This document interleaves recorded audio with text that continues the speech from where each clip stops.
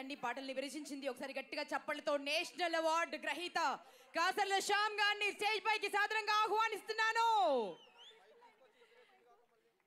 ఒక చరిత్ర సాధించారండి వారు. ఒక మారుమూల ప్రాంతం నుంచి వచ్చి ఈ రోజు నేషనల్ అవార్డు సొంతం చేసుకున్నారు. తను రాసినటువంటి ఊరు పల్లెటూరు పాటకు గాను మీకు హ్యాట్స్ ఆఫ్ చెప్తూ మిమ్మల్ని మాట్లాడవలసింది రిక్వెస్ట్ చేస్తాను. నందమూరి నటసింహం అభిమానులందరికీ నమస్కారం అండి. ఒక రుద్రతాండవానికి మిగతా రచయితలను అప్పచెప్తే మరి బాలయ్య బాబులో ఉన్న చిన్ని బాలకృష్ణుని ఎవరు బయటికి తీసుకురావాలి, ఆ బాధ్యత నాకు అప్పచెప్పారు. అందుకే ఇందులో రాసిన పాట అది. నందమూరి బాలుడాయ అందమే చారెడాయ 100 మందికొక్కడాయ అల్లరే బోలెడాయ దొమ్మలేమో అదిరిపాయ.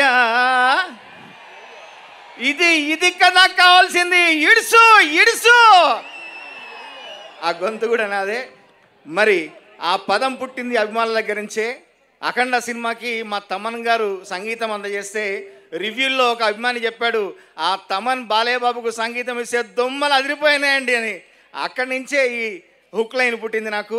ఈ అవకాశం ఇచ్చినందుకు బాలయ్య బాబు గారికి, అట్లాగే మా బోయపాటి గారు.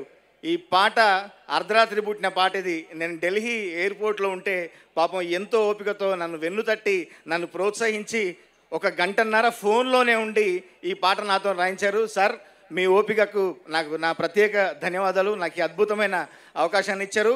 మరొక్కసారి ఈ అఖండ 2 ద్వారా బాలయ్య బాబు రుద్రతాండవాన్ని మనం థియేటర్లో చూద్దాం. అక్కడ వెళ్దాం అందరం. Thank you so much. Thank you so much అండి. దొమ్మలేమో అదిరిపాయ అంటే గుండెలు అదిరిపోవడం అండి. అది రాయలసీమలో దొమ్మలు అంటారంట గుండెల్ని. సో చాలామందికి తెలియదు కాబట్టి చెప్తున్నాను.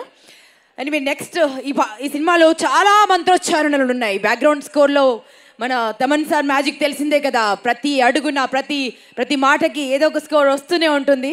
బట్ సంస్కృతంలో ఎన్నో పాటల్ని, ఎన్నో పద్యాల్ని